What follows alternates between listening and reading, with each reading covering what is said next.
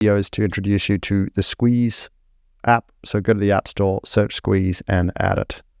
Now, nothing's going to happen when it first loads. It needs a residential geometry with an intersecting core or corridor. All of those geometries tagged with Squeeze equals true. So let's do that. We'll find some residential and draw a shape. So that's quite large. Let's go for something a bit more realistic. 20 by 40. Okay.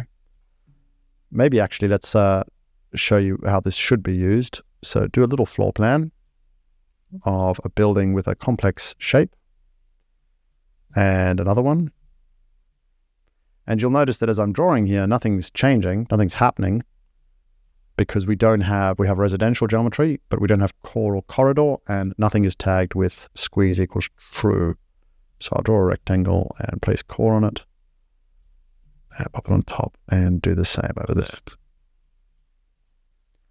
All right, and now if I select all of these, I can either add Squeeze equals true manually by adding a property, or use this button over there. And as soon as I click that button, we achieve what we need to, which is residential with intersecting core with Squeeze equal to true, which means the Squeeze app runs. And you can see it basically tries to squeeze apartments onto this floor plate, more or less successfully. So have a play. I won't go through all the ins and outs of the algorithm. I think exploring it is by far and away the best way of understanding it.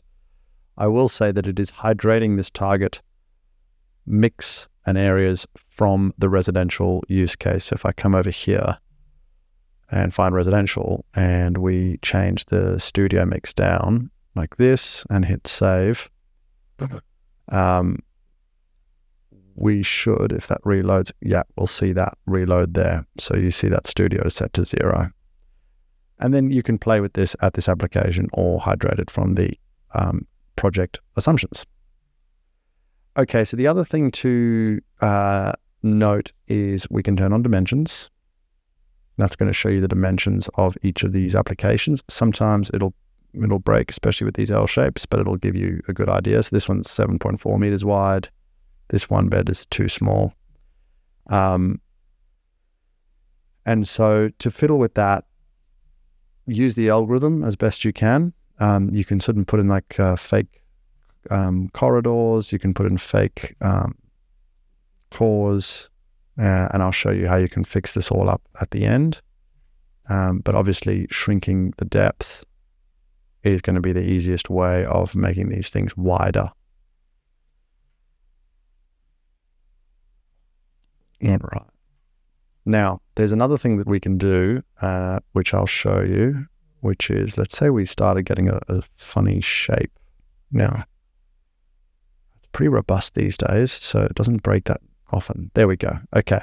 See that corridor is changed, is kinking in a way that we don't want. That's because this corridor algorithm is overly sensitive to this end condition. So what we can do is we can draw a line, and we can give it a corridor. Sorry, we can give it a usage of corridor and an offset, and set its offset to 2. And now in the help, if you want to do an override, manual corridor override, draw a line with usage corridor, tag it Squeeze is true, and corridor override is true. So let's do that. So I'll add Squeeze oval true, and I'll add corridor override this, and I'll set that to true as well.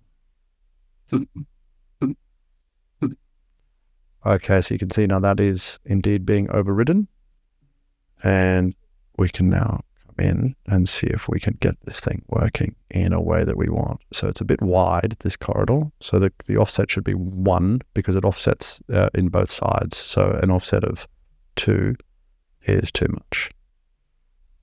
All right, and now if we get this nice and straight, there we go. We're now getting a corridor that is doing what we want it to do. Now there's another use for this, and I'll show you that over here, which is also quite a common use, and that is if you have a bar-shaped building like this. Let's just zoom in on it. you may want to see the one side of the building be deeper than the other, like this. And so this corridor override allows you to do that pretty nicely.